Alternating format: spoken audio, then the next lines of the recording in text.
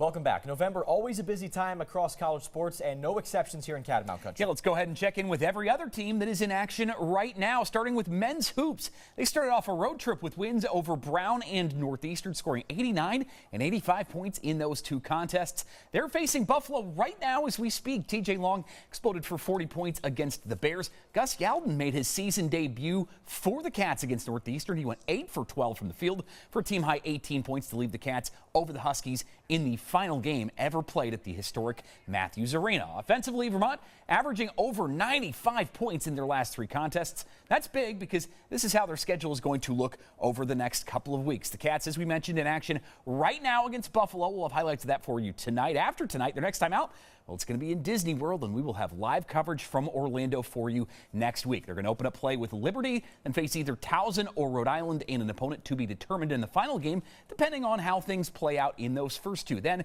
they're back home for one against Yale before heading out west to face Oregon State and Pepperdine.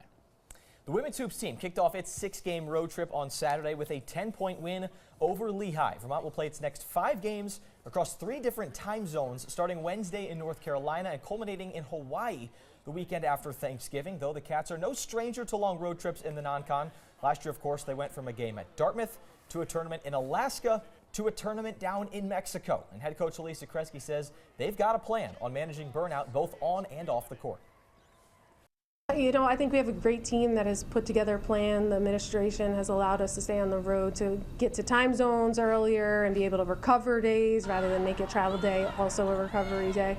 So we have some things in place. Our players have to be really smart with their hydration, sleep, all things that we talk about.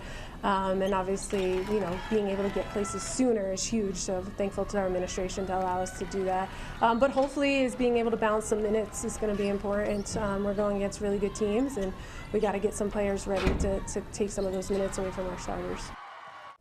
Taking a look at the women's hoops next 5 games. Yeah, they're going to rack up the airline miles in this trip. From their game at High Point in North Carolina Wednesday, they will travel coast to coast to Washington for a Hanson homecoming game. Kira and Leah playing about a half hour from where they grew up. And then that tournament in Hawaii. They will face the hosts up first, then take on Santa Clara and wrap it up against Lindenwood. But that Hanson homecoming is one senior Kira is really looking forward to.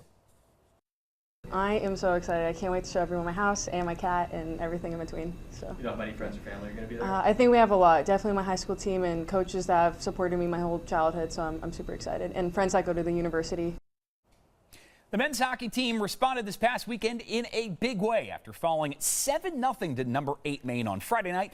Cats turned around and picked up a 2-1 win on Saturday, giving them their first top 10 victory of the season and first since downing number 9 UMass Lowell last February. Axel Mangbo got to start Saturday before getting hurt, and freshman goaltender Aiden Wright came in relief to stop 8 shots over the final 5 minutes to help his team hang on for the win.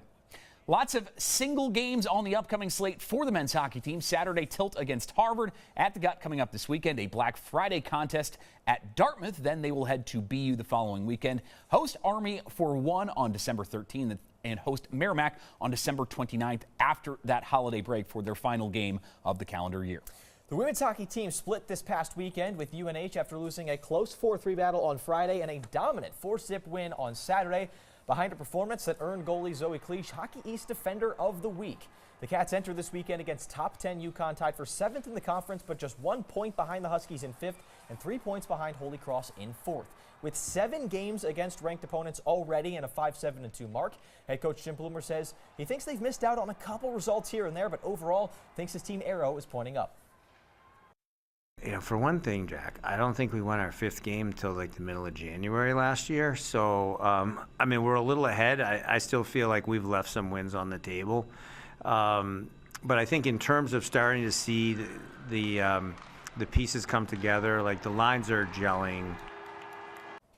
Let's take a quick look at the upcoming schedule for the women's hockey team. They're on the road, as we mentioned, at UConn this weekend before hosting Cornell after Thanksgiving. After that, just 1 series left before the new year, and they will ring in 2026 with a split weekend against Dartmouth Friday at home, Saturday on the road before traveling to Merrimack the following weekend to resume conference play.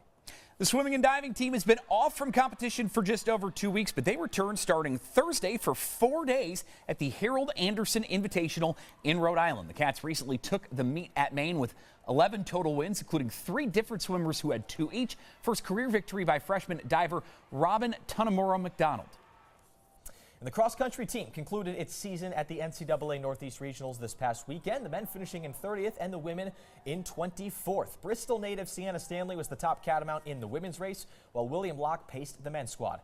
Coming up next, both for some of those runners and in the show, gearing up for the indoor track and field season.